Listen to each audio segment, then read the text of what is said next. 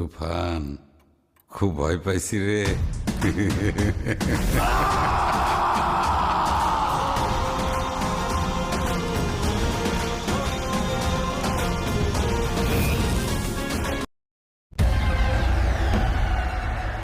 পূর্বের কথা মোতাবেক এখন থেকে পুরো দেশকে তুফানের হাতে তুলিয়া দেব।